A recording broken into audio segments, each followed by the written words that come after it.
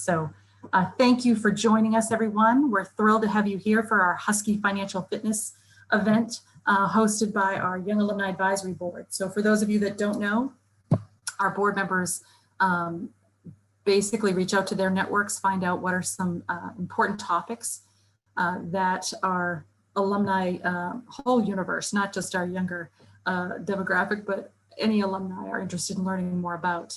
In fact, one of our current board members, Brianna Baptiste, actually is a colleague of our presenter tonight and introduced us to Joe so that tonight could happen. So we're thrilled that the Husky Nation is strong and those great relationships are still there for us to learn from and grow from. So thank you all for joining. We're just trying to take attendance. So like the slide says, if you can change your name so we can check you off as having attended, we'd love to be able to send a post-event survey to you all. You're doing a great job with muting. Thank you all so much. Just we all know that you never know what's going on in the background. And if it's easy for you to put on the speaker view, that way you can kind of focus in on whoever's speaking at the moment. There will be a Q&A time at the end of the presentation, but our presenter will also have, in essence, stop points during the presentation so that it would be a good time to ask. So feel free, as you have questions, put them in the chat box and we'll moderate that and make sure the presenter gets those questions. I said earlier, this is a Young Alumni Advisory Board hosted event, and we have some members that are here.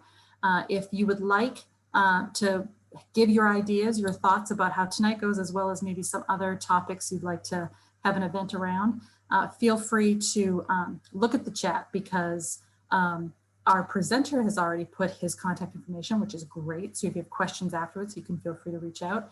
But our Young Alumni Advisory Board members will also be putting up either their LinkedIn profile link or their email address. So if you'd like to reach out to any of them, I think we have 2 or 3 on already, and a few more will be adding their information as the night goes on because they're coming on in a few minutes. Thank you again. Would love to welcome a 2002 Bouvet Health Sciences graduate, Joe Giordano. He is one profession, I guess you'd say, is a physician's assistant, but then has a passion for helping people with their finances. And about 4 years ago, started to be trained and came into this field. And like I said, another alumna reached out and said, Joe would be great in leading a session on this financial fitness topic. So I am thrilled to turn it over to you, Joe, and I'll let you do a little bit more of an introduction, and you're on. Hello, Husky Nation. Joe Giordano here. And I just want to say thank you to all of you for inviting me. I really do appreciate it. And to be quite honest with you, I've struggled all day long about what to wear. I'm usually in a shirt and tie. And, you know, with COVID and all that wonderful stuff, you know, things obviously changed. You would normally be in my office, and I'm here in my office in my home. So I apologize for any background noise going on. Have 4 kids running around the house, and my wife had decided to have a Botox party. So everything's all right if you hear any yells or screams. So like I said, shirt and tie. I decided to go with my official Northeastern alumni shirt. I am a huge fan of Northeastern. They were so kind to accept me back in 1997. Long time ago. I was there right when they built that beautiful new gym on Huntington Avenue. And then every year that I moved on, they built a brand new classroom dormitory. I had the honor of being in a brand new dorm every single year. So it was great. Graduated as a respiratory therapist and worked at Boston Children's for a couple of years. At that time, I went back to school and became a physician assistant because I love just taking care of people. That was my big passion. My other passion was the financial world. And I used to do my finances, my friends, my parents, always giving them advice. I took a whole bunch of classes in it. And a friend of mine said, look, you're giving me all the advice. Why don't you go ahead and do it yourself? So I went ahead and took all the tests for it, and lo and behold, became a financial advisor. So during the day, Monday through Friday, that is what I'm doing. At night, I do some work as a physician assistant still. I do pick up some shifts here and there and still do that to keep my license up and current. Other than that, after I left the beautiful city of Boston, I came down to Charlotte, North Carolina, where my wife was born and raised, got a house, and 4 children. So staying very busy, but having a phenomenal time doing it. But during my financial years, before and after I started, I've noticed a huge issue. The issue that I noticed is people aren't being educated on how to be good savers. People are not being educated on what does it mean to invest? What does it mean to save for something? And how much do you save? And what are my priorities? When should I invest in the market? When should I not invest in the market? What is the market, right? These are a lot of questions people have. They have really, in my education, I sought out the education, but it was not offered to me. I remember crossing Huntington Avenue, and there was somebody with a table saying, "Hey, sign up for a credit card. Here you go." And I got accepted. But what does that mean? I charge money on a credit card. Well, what does that mean, right? That has to get paid off somehow, right? And was I being a good saver at that time? And a lot of people fall into the trap. And my job is a lot harder if I'm trying to get you out of the trap when you're 30 or 40 years old versus when you're in your 20s. It's a lot different. So with that said, I'm going to go ahead and share my screen and just jump into what I do with all my clients. But before I do, I just want to take a brief moment and just say, hey, anybody have any questions?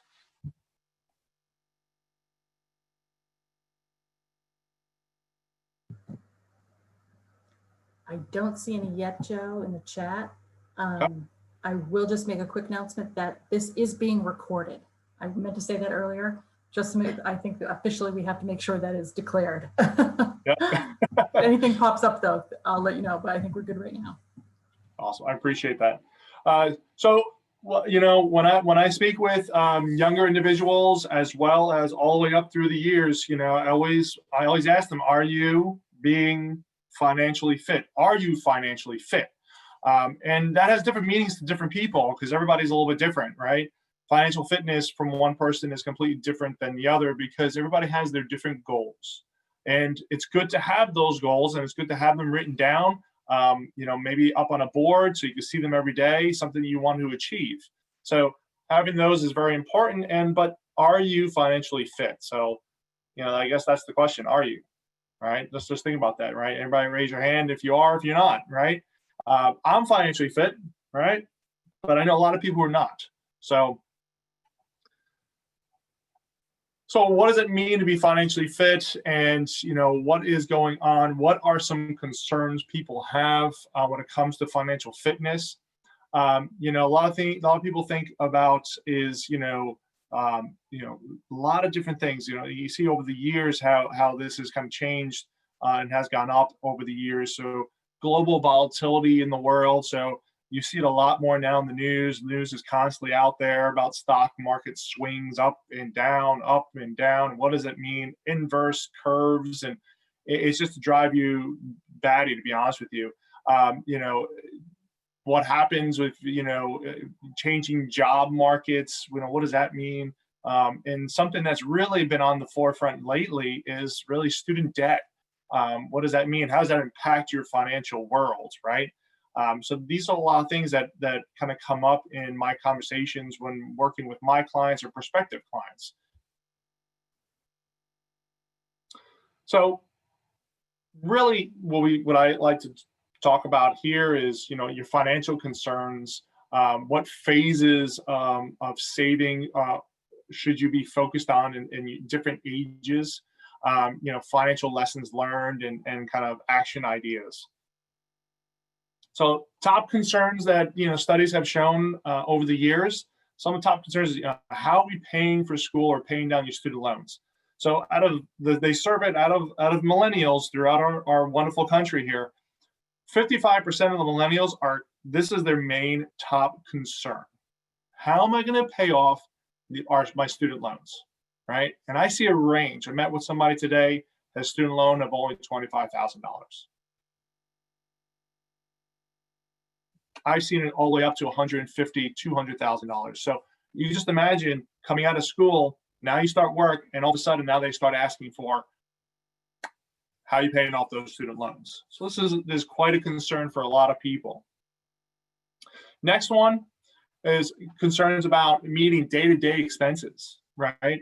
I mean, we all have television. Back in my day, you actually had a cable box. That's kind of gone by the wayside, right? Now everything's all virtual, Netflix, YouTube TV, you name it, right? But each of those has a cost. So by the time you start adding on YouTube TV, Netflix, Amazon Prime, and then Disney Plus, it almost equates to the same amount of money you spend for a regular cable box. But do we really see it is the question. And can we meet the expenses of day to day? Cell phone bill, loans on your car, your mortgage, going out to dinner. Well, maybe not now with COVID, but groceries, things like that, childcare. So that's a big concern for millennials, meeting that day-to-day expenses. And that's not just millennials. I just want you to know that ranges from all different age ranges. Another one is hoping to buy a home. I remember when I got out, that wasn't even a thought on my mind for the first few years. But then as time went on, I got older, closer to my 30s, this became more and more reality. And you see the percentage from then, it was a little bit less, hoping to buy a home, but it's still a top concern. Another one, how concerned are you about funding retirement? So that's also a concern. Not as much a concern for younger individuals as much as older individuals, but certainly something that needs to be on your radar. Because one day we're going to get older, and one day we're going to be forced into retirement just because we've gotten to an age where we cannot work anymore, and we need to make sure we have funds there to live the lifestyle we want to live. Worrying about paying for healthcare. So this is another huge concern. Once again, this has to do with age. The younger you are, not as much as a worry, but as you start getting older, this becomes more and more of a concern. How am I going to pay for home healthcare? How am I going to be able to stay in my home and pay for my medicines, pay for my doctor bills? Or, if I have to, how can I afford the type of long-term care facility that I want to, where it's a good quality, really good care, and they take great care of you there. This is very big on the concern for my older investment clients, the ones who are closer to retirement, because this is a real worry. They don't want to burden their children, so therefore, how are we going to fund it? So, working to meet today's responsibilities. So, paying for all those things that we just talked about. Paying for your loans, preparing for tomorrow, saving for travel, saving for a home, saving for a vacation, right? So the key word out of this is, how do we meet those goals, those responsibilities, right? And it's real simple. You can grab that card and you can swipe it, but you're going to be paying upwards of 25% interest rates on that credit card, where if we become a really great saver, we don't have to worry about credit cards. We got that money already saved up. So key here is saving, right? I want everybody to keep remembering that word, saving. So here we are, phases of saving, right? So the key out of this slide here is patience, determination, stamina, and focus, right? These are the things that we need to remember when we're in our stages of saving throughout life. We need to remember that we need to have patience, right, to be saving. We need to have determination to get to our goal. And we need to have stamina, because remember, this is not a sprint. This is a marathon, right? This is just not a sprint, it's a marathon. And we need to be really focused. We need to be focused on the things we want. That's why I said, take your goal, pin it up on the board. So if you want to go to Bora Bora, and you want to stay in a phenomenal 5-class all-inclusive resort, in a couple of years, if you see that every single day, you're going to be super focused. I want to get there. I want to go to this place. And you're going to be more determined to achieve it. So these are the same things, but you need to be patient because it doesn't happen overnight. You need to be determined, and you need to have that stamina to work through the ups and downs of the financial world.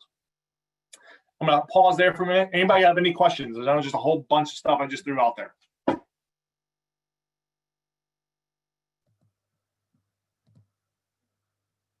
Watching the chat, Joe. I haven't seen anything yet. Nothing yet. All right. All right, we'll keep moving on.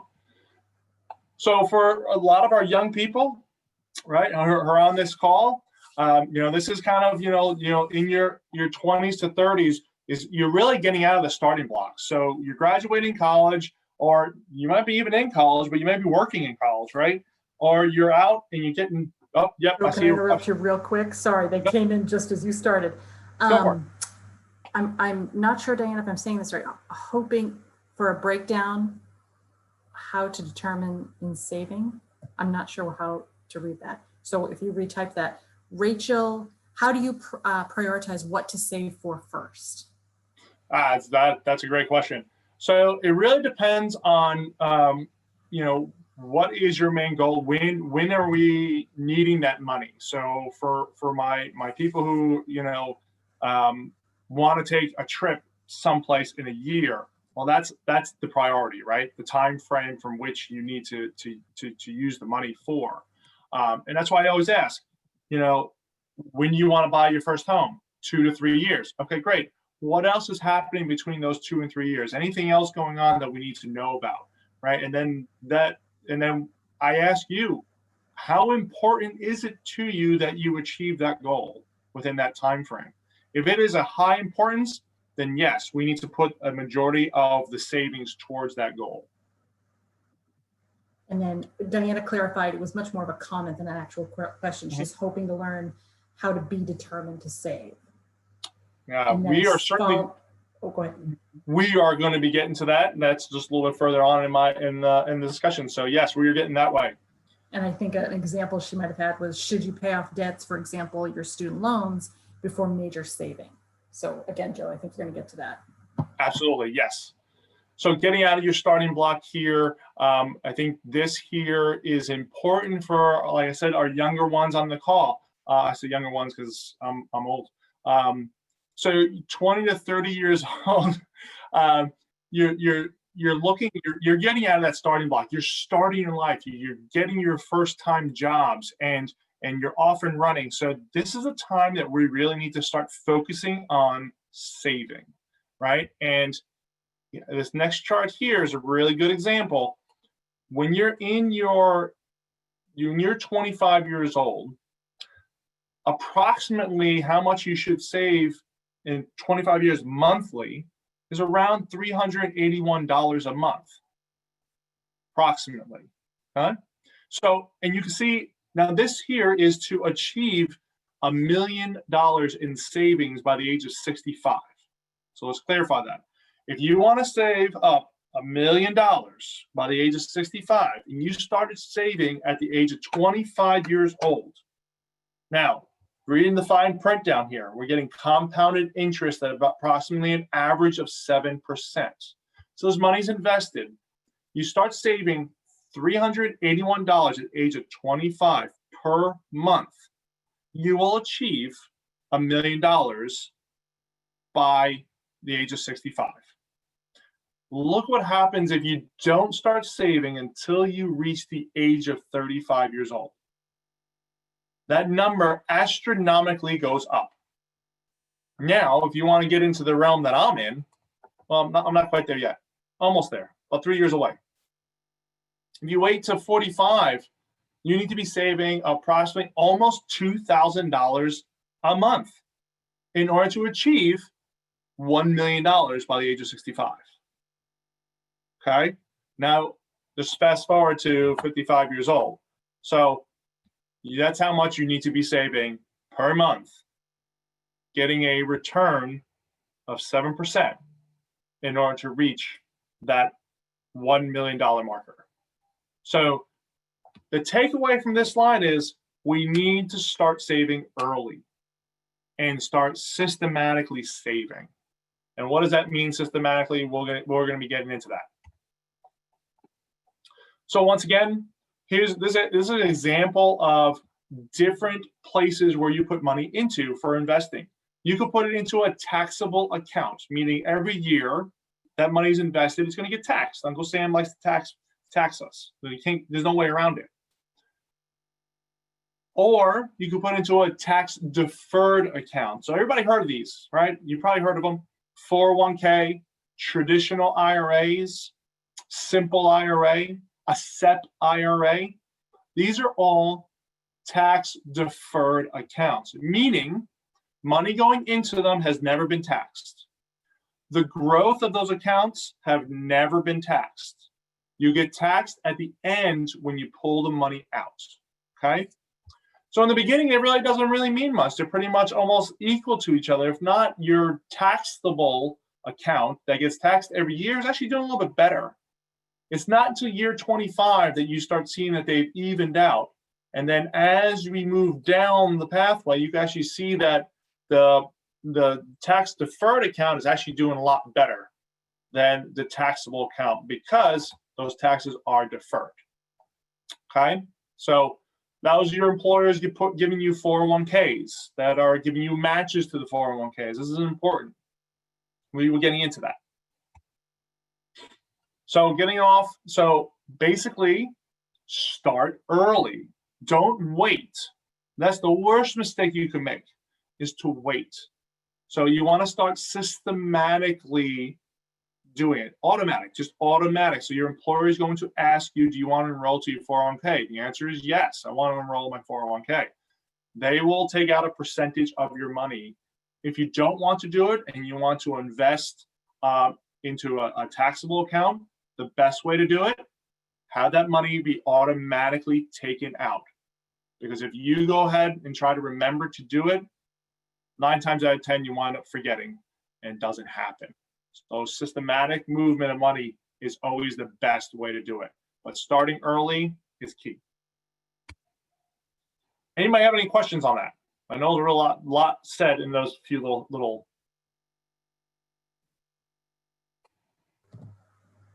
Maybe we'll just give it a second more because someone Sure. could be madly typing Joe. So I think that's what happened last time. A lot of information, I realize that. And we'll be getting in here, we see on this slide here, as people are typing, and I'll certainly pause once the questions come in. The question earlier is how much should we be looking to save? Your aim is to 15 to 20% of your gross income.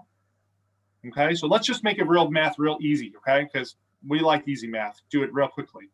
If I'm making $100,000 a year, 20% is $20,000 a year. There you go. That's how much we need to be saving every single year, right? Question is, where is that in? Is it in your 401k? Is it in a savings account? Where is it?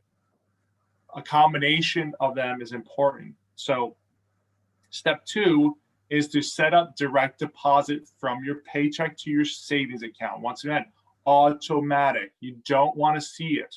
If you see it, you won't do it, because all of a sudden that really nice new iPhone comes out and you want to buy that, right? So build up 1-year emergency fund. You hear different people talk about that. You hear Dave Ramsey's of the world say you should only save $1,000 to $2,000. You hear other people say 3 to 6 months. Our goal is to try to get to 1 whole year. That's our goal. It doesn't happen right away. It happens over time, but that's a goal. And then begin tax deferred savings plan. So this is when you should definitely start getting into your company's 401k, IRAs, a Roth IRA. If you guys don't know what that is, a Roth IRA is money that's already been taxed, and invested into this Roth IRA grows tax-free until retirement when you use it. And when you use it, it all comes out tax-free. You don't have to worry about being taxed again on that money. All right, that's a Roth. So these are kind of getting off the starting block. These are my 20 to 30-year-olds, right? Kind of rounding the corner, you start getting into my realm, 30 to 40, kind of protecting income for now. So what does that really mean? During this phase, typically we're learning how to budget if we haven't done it earlier on in life. Where right now, this is when we've bought our homes, our first homes, or maybe now we're into our second homes. We're married, children have come along, and we're kind of really solidified in our job now, whether it's our first or second one by now. And things are starting to come, quote unquote, real, right? I remember when I first got out, hey, I was working in Boston. I mean, it was phenomenal. It was great, right? Was not married at the time, so life was just grand. And then got married, life still grand, but did not have children at the moment. Then when children came around, then all of a sudden became really, really real, right? So now I have to make sure that what's going on in my life is strategically planned, because it has a lot more ramifications with my little ones running around. So that's when I was like, oh my goodness, God forbid anything happened to me or my wife. What do? We need to make a will. Sat down, we made a will. Then the thought came into my head, like, oh my goodness, I love playing soccer. I could be out there, I could be playing, I could break my leg. Right now, I can't go to work. Now what? I'm not bringing in the income that I was doing. Or, just use recent times right now. We have COVID out there. I was doing this talk 7 months ago, and people were asking me what was going on in the future. Give me some predictions, Joe. And we were talking about investing and all that. COVID never came up, and now here we are, virtual worlds, wearing masks everywhere. Young people getting really sick, going into hospitals, coming out not the same like they were. So this is a very important thing to think about as we're moving on in our careers. How are we protecting our income? How are we protecting our family's income? God forbid anything were to happen to you. Consider life insurance. That's another important area. Once again, when you're young, life insurance, why? I have nothing to insure for, right? I don't have a house, I don't have children, I have no real big responsibilities. But as those start creeping up, that's when that consideration comes in. More so the disability insurance versus the life insurance, because the chance of you passing away in your 20s, 30s, and 40s is extremely low. It's like less than 1%. But the chances of you becoming disabled are a lot higher. Why? You're out and about a lot more. You're hiking, you're skiing, you're snowboarding, you name it, right? And all it takes is one little freak accident, and there you go. Now you're out of work for a year, 2 years, God forbid the rest of your life. How are we covering those bills? What does it look like, right? That's a serious conversation you need to have. Budgeting, I don't budget people. That's not my job. My clients would not like me when I call if they know that the budgeter was calling. So what I say to them is, let's go ahead and get a worksheet out, and let's just write everything down you're spending money on. When you do that and you look at what you spend your money on, the light bulb comes on. Wow. I had no idea. That was very sobering to me. I had no idea we were spending that much money on all of this stuff. And then it's amazing how you wind up budgeting yourself. And that's a lot better than me saying, you can't have Dunkin' Donuts anymore if you live in Boston. Lots of Dunkin' Donuts. I would have said you can't have Chicken Lou's anymore, although I heard bad news that they're not around anymore. So I know, love Chicken Lou, love you, buddy. Old number one. The other thing would be, me telling you can't go on those vacations. That's not what I'm here for.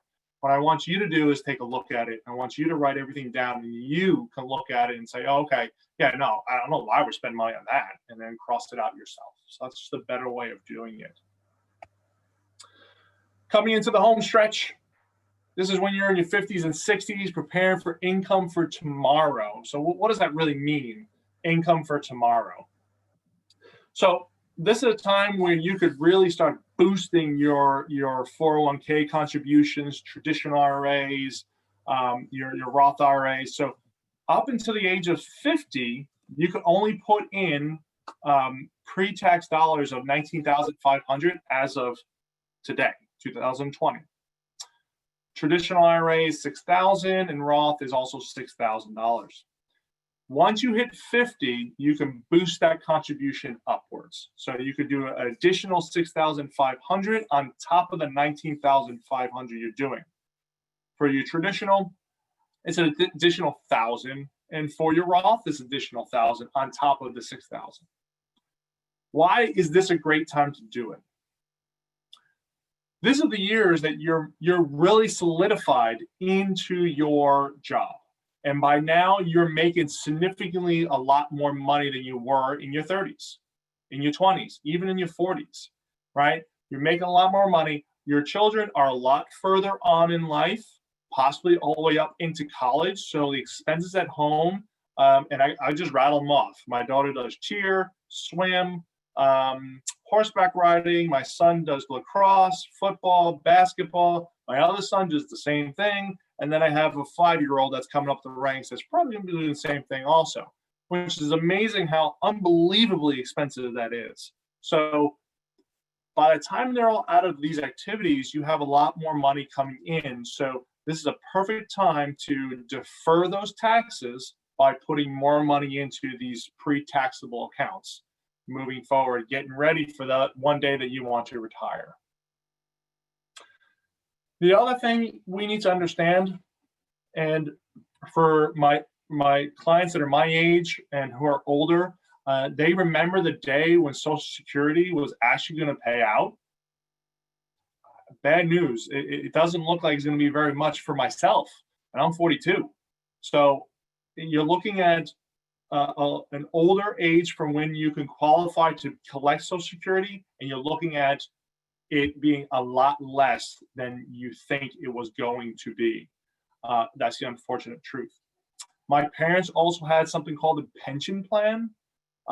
Typically these days, pension plans have gone by the wayside unless you're working for the government.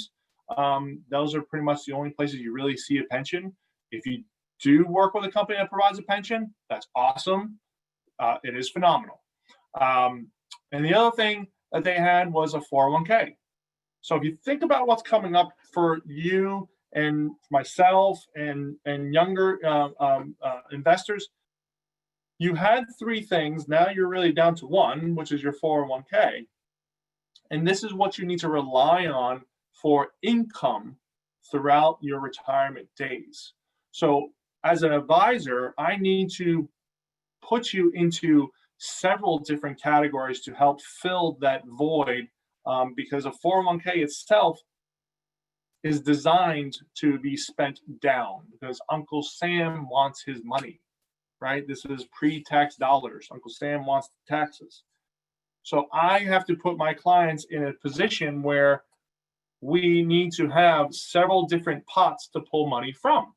That could be, obviously, we'll have Social Security. That will never go away. It just won't be that much. We can have a CD. You've heard of those. We could have annuities, which is basically taking the place of pension plans. Or we could be in a life insurance product that you could pull money out of in retirement and live off of that retirement fund on top of your 401k. So these are different areas to pull money out of in retirement. Questions? This is a lot. I'm going to rush to unmute myself. We did have, we've got a couple right now. The first is, do you recommend rolling over an old 401k plan to a new employer or keep that money with your old firm or old employer?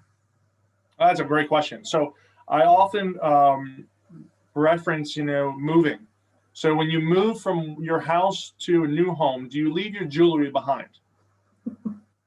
Try not to.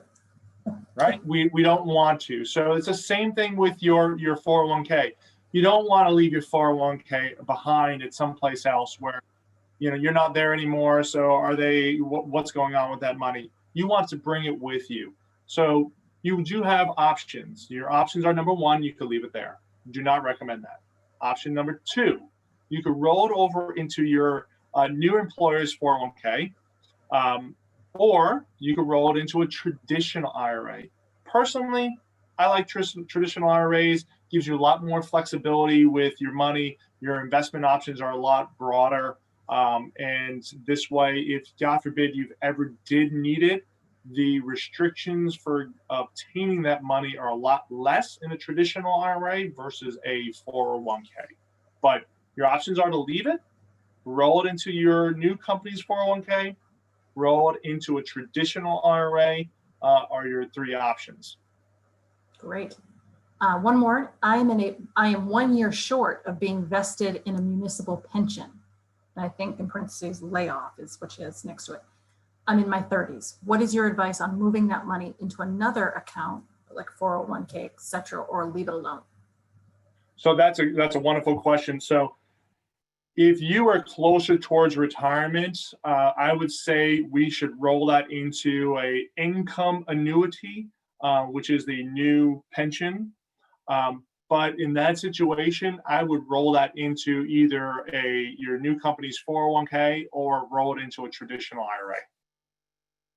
It will grow a lot better for you in that type of scenario than going into, let's say, just leaving it into the pension plan. But that's just me from a 30,000 square foot height, sitting down and looking at that situation a little more closely is what I would really need to do, or certainly recommend speaking with a financial advisor and kind of taking a look at your options, because you could certainly leave it there, but you might be a better option to roll it into a traditional IRA or your new employer's 401k.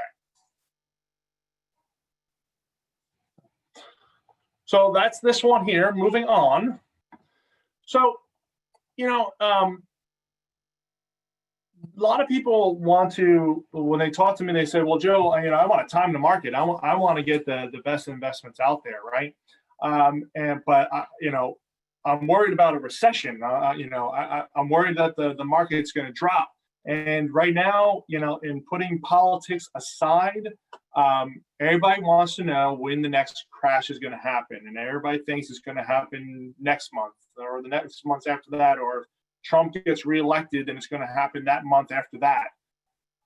Nobody knows. And if you listen to the news, you think it's going to happen tomorrow. We're never sure when it's going to happen. There's a little inkling that we think is going to happen. There's a little flutter, or somebody may say something about a company and the market drops that day, but the very next day it comes back. If you look at the market as a whole, and this is a good slide showing what returns small stocks or small cap companies have done over time. Large cap companies, government bonds, treasury bills, and inflation. What has it done over time? We're talking 1926 to 2016. If you pull yourself back and look from a far away view that we're looking at right now, you see these little blips up and down, up and down, up and down, up and down. But what do you notice? That it's constantly going up. That's what the market has done over the years and will continue to do. You will see little blips up and down. And, this one here was probably 2008, right? But then you see it's gone right back up again. So don't focus on the recession, right? Because after every recession, there's a phenomenal recovery. And the recovery time and the up years are a lot longer than the down years. So what I mean is 2008 happened and we had a phenomenal stretch all the way up until 2019 where we had a pretty significant dip. So 2008 to 2019, what a run, right? So that's the point I'm trying to get across here is don't listen to the news.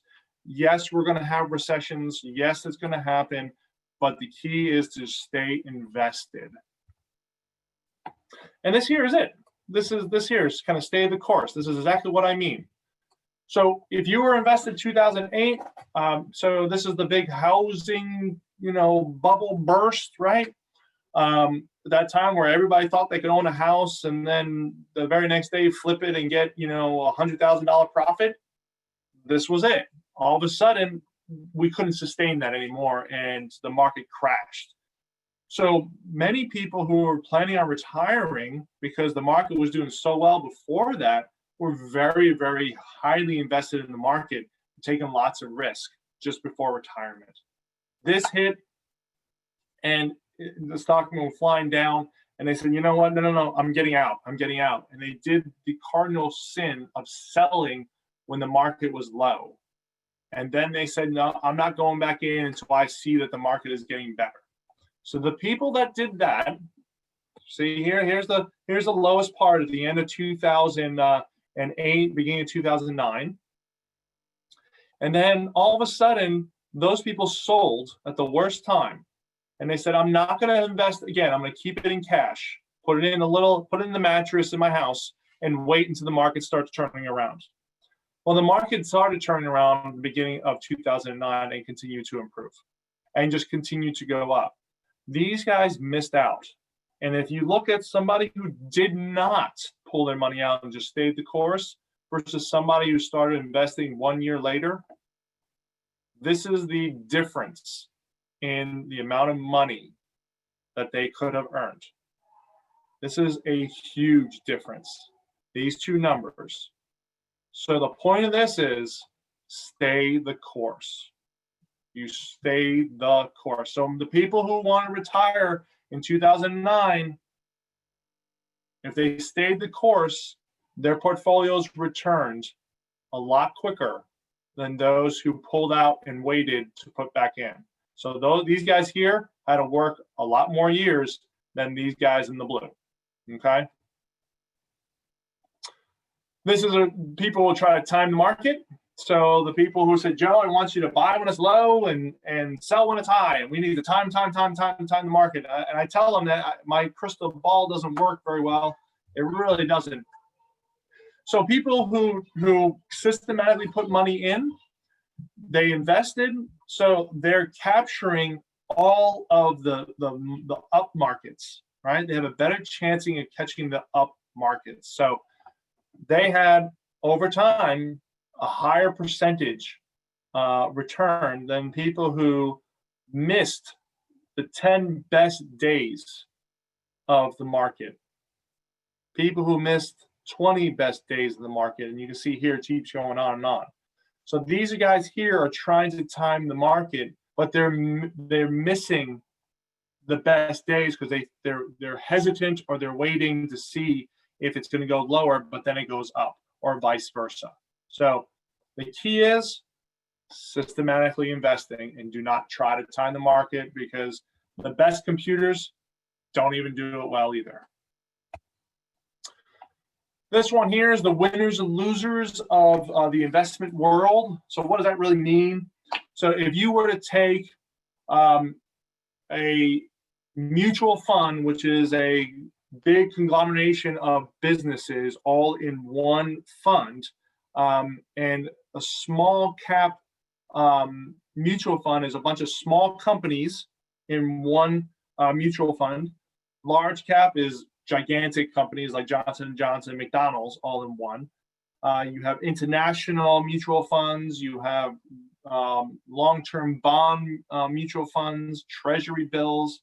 All these are different type of mutual funds. The question is, to me, Joe, which is the best one? What's going to be the best one for every year? I call this the jelly bean chart because it looks like it's a big thing, big bowl of jelly beans, right? I don't know what's going to be the best mutual fund every year. I don't know. Every year is different. So this one here, 1998, my second year at Northeastern, it was large cap mutual funds. The very next year, it was small. The very next year after that was long-term bonds, and so on and so forth. right? Every year is just a little bit different. This is a 2004 to 2007 was a run for international, right? But we don't know that. And there's no real big predictors that are going to say, yeah, this is the year for international companies. No, this is the year for large cap companies. Nobody really knows. But we do know that there are trends that lead us to believe that certain ones will do better than others, but it's never a exact science on it. So the key is to be diversified into a little bit of everything, right? So ultimate goal, income for all of your tomorrows, right? Most important thing for all of your tomorrows is to stick with a disciplined strategy. Don't let emotions sway you, and control what you can control. So what does that mean? You can't control the weather. You can't control if a volcano is going to erupt. You can't control a hurricane. You can't control what's happening in our government, other than going out and vote, which I highly recommend everybody do that. You can't control these things, right? So, will the government pass the bill? Will they not pass the bill? That we can't control what they're going to do. We can't control if there's going to be a big national disaster. These things we can't control, but what can you control? How much you're saving, right? You can control where your investments are going and how disciplined you are with staying in those investments. These are areas you can control. Those are the areas to focus on. So ultimate goal, so keep in mind, if you have not started saving, I can't express more. Now is the time to start. We have to start saving. We have to break the hamster wheel of the credit card, right? Break it, right? The only way you're breaking it is by saving. And if you have money saved up and your card breaks down, you got money to pull from. You don't have to worry about the credit card. If you want to go on that nice vacation, you don't have to worry about, swiping the card. Obviously, if you want to get points, fine, just pay off your credit card right away. The point of it is you will be more financially sound for the rest of your life if you become a systematic saver now. Make your savings automatic. Don't, I'll just move a few dollars here and there. No, pick a number and make that number automatic. $100 a month, $200 a month, whatever it is, make it happen. Learn how to budget. There's wonderful apps for it. You could do it on your Excel spreadsheet, but what money is coming in and what money is going out, and try to budget yourself as best you can. Maximize what you can save when you can. So if your company is providing a 401k and you're 20 to 30 years old, I recommend doing at least the match. Anything above that, take that money and start systematically saving. Invest your savings sensibly, not emotionally. What does that mean? Well, it's real simple. I love Apple. Apple's great, right? I love Tesla stock. I love all these things, right? But when something bad happens to the company, or Elon Musk throws a rock at his SUV and the window shatters, don't turn around and sell the stock. That's being too emotional. Don't want to be emotional when investing. You want to be sensible, good, credible investments that are going to be there over time and stay the course. So if you think Johnson & Johnson's going to be here in 30 years, might be a really good investment, right? So good quality investments over time, and take emotions out of the picture. And ultimately, here's my pitch. You should partner up with a financial advisor. They're going to help walk you through the steps that I just talked about. I'm with a planning firm, so we do a lot more financial planning. But there are a lot of good firms out there who are willing to sit down with you and should walk you through these steps. It's extremely important because myself, and other financial advisors will remove emotion out of the equation and will introduce you to good quality investments.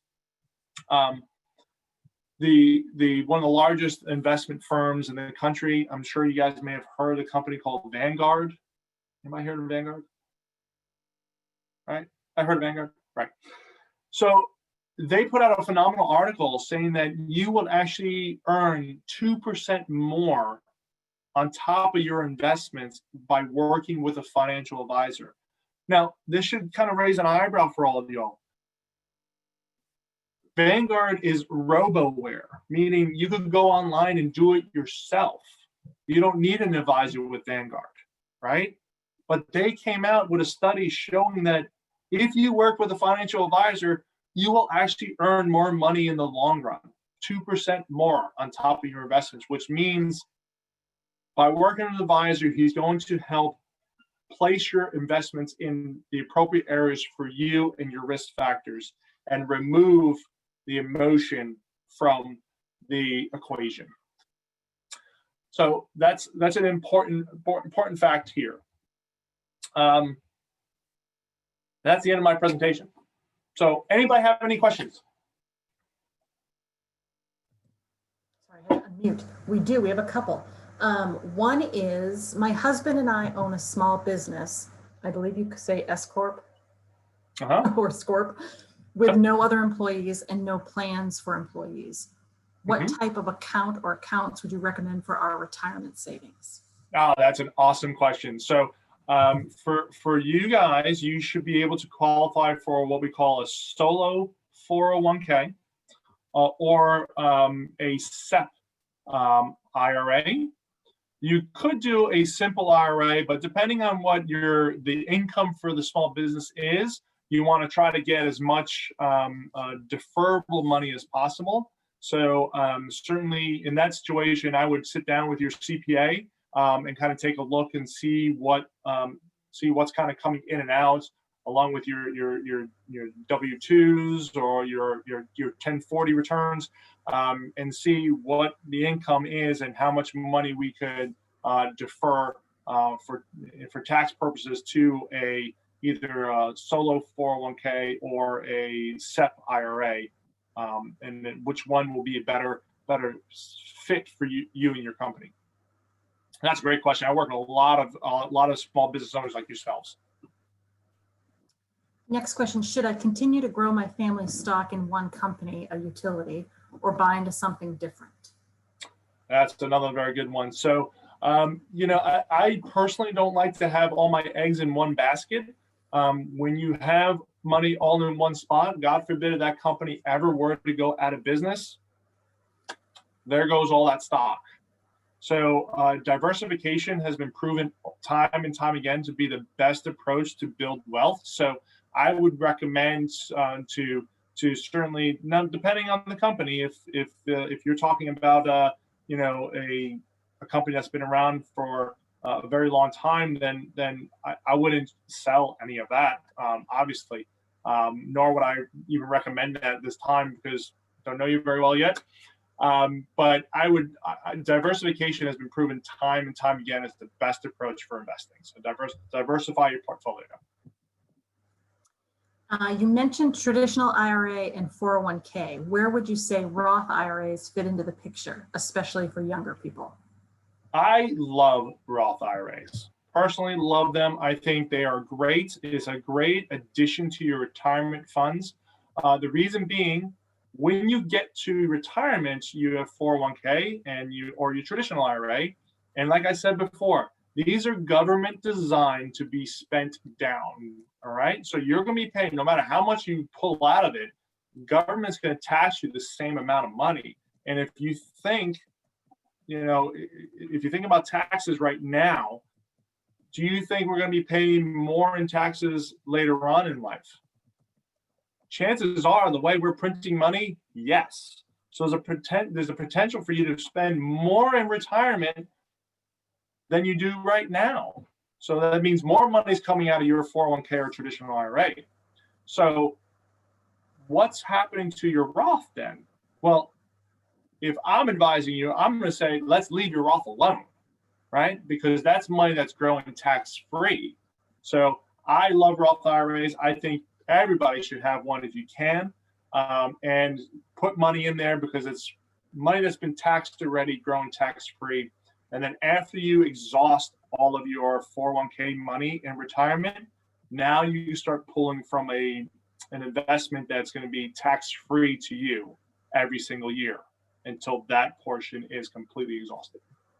So great question. Couple more. Do you recommend target date funds with a 401k or something else? I love this question. You guys have got great questions. Personally, now this is just me personally, I do not like target-based funds. This is me personally. Target-based funds are great way for companies to keep their 401k expenses very, very low. And for the most part, they do a good job. But you have to remember, every year that you're in that target-based fund, it gets 1 year more conservative. So every year that you're in there, you get one year closer to your retirement age. So it's getting more conservative. You may or may not want to be that conservative. I don't know. Personally, I'm talking about me personally now. I am not conservative in my investments, and I'm okay with being more aggressive. So I take my investments in my 401k out of the target-based funds and put it more to the individual allotments that your 401k plan provides. This is something you certainly should talk with your advisor about, and depending on your risk factors or where you are in your investment world, would determine how aggressive you should be in those other funds or even in the target-based fund. So, but personally, I personally don't like them, but that's certainly something that I would advise talking to an advisor about first before you make any changes. Two more questions that I'm seeing so far. Any advice for engaged folk about to combine finances? Yes. So the old tax bill gave you some credits for combining everything and filing jointly. These have changed up a little bit. So according to state by state, I would certainly talk with your CPA in regards to that. But if you think about combining your funds, this is all comes down to compounding interest, right? So when you combine your funds, the interest you get off of $100 versus $1,000 is drastically different.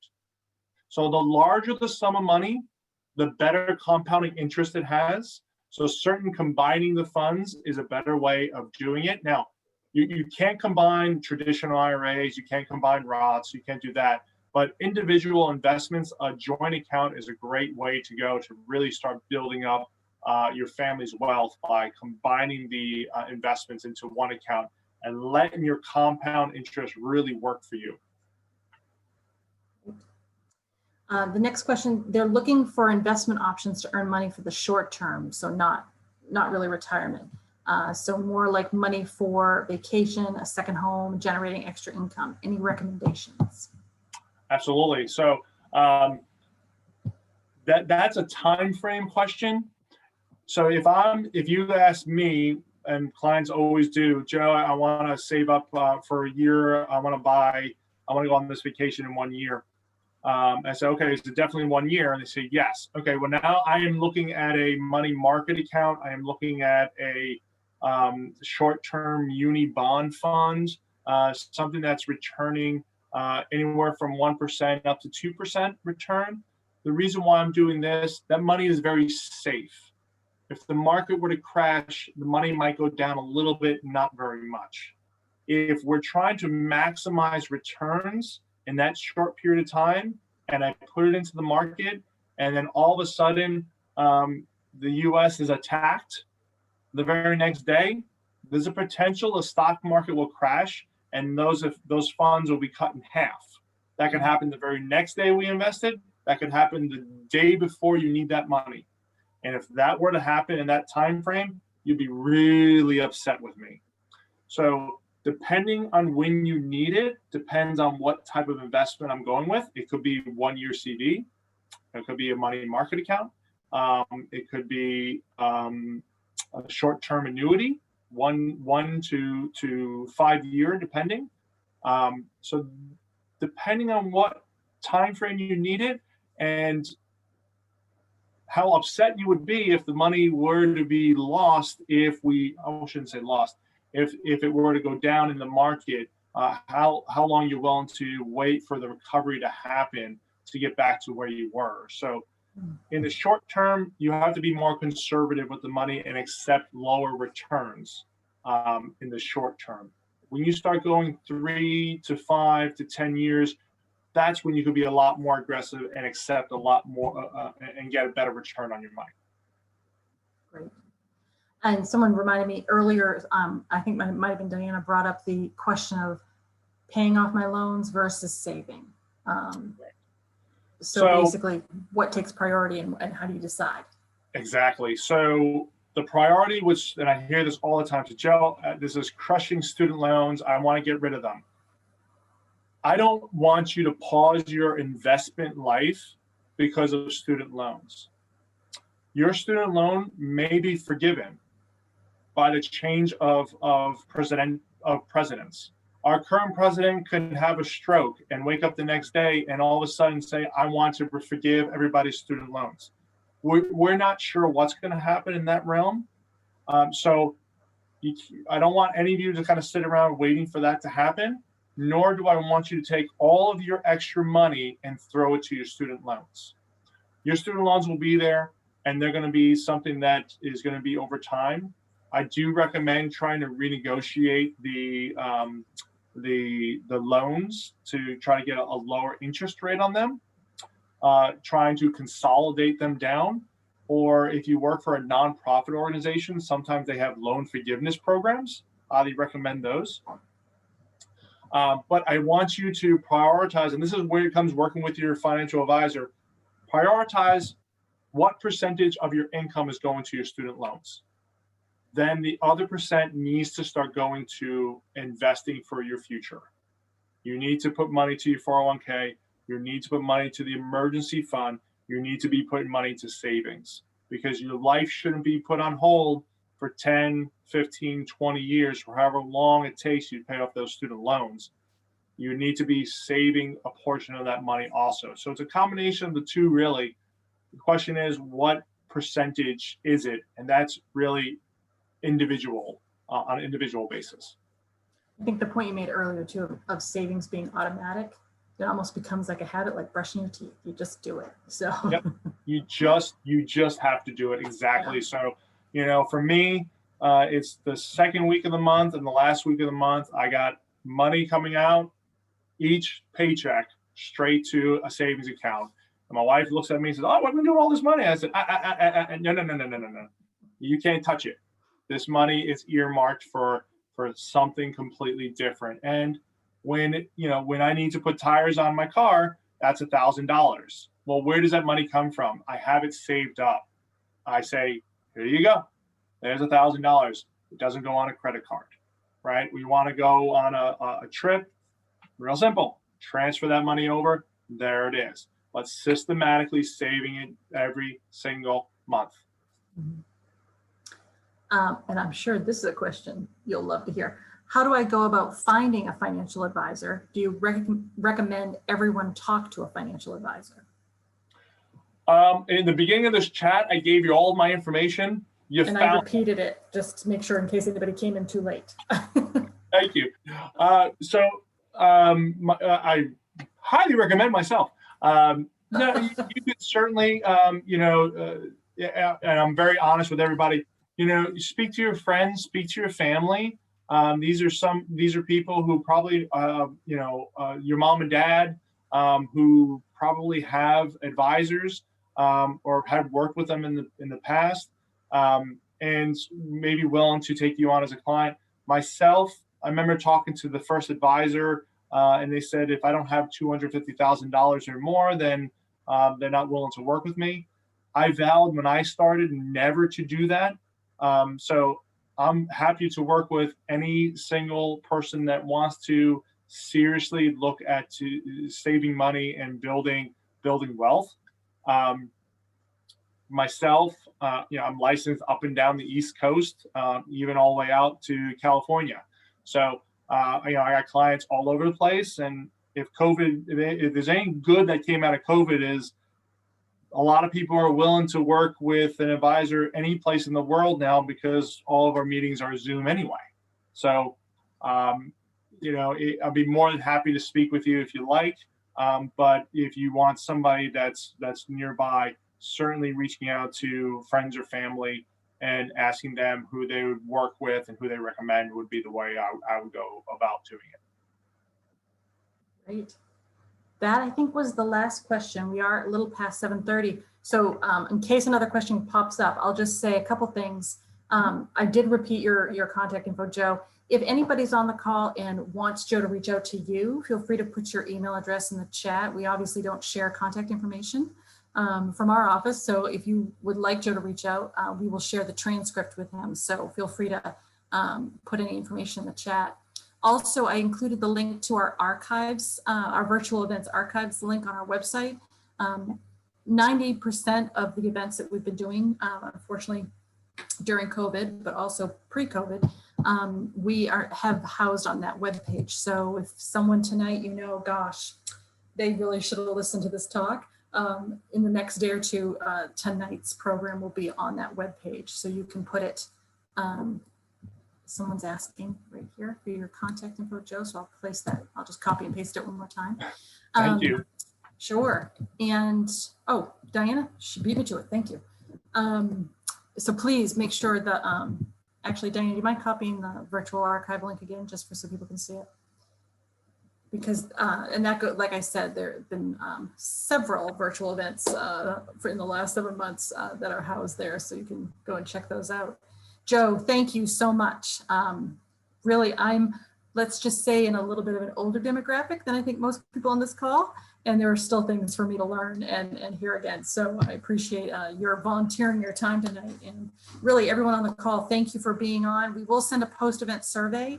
And I know previously some of our Young Alumni Advisory Board members shared their contact information, a.denenberg@northeastern.edu. If you'd like to reach out to me, if you have any ideas or suggestions for future programming. So everyone, have a wonderful night and great rest of your week and into your weekend. Thank you again, everybody, so much.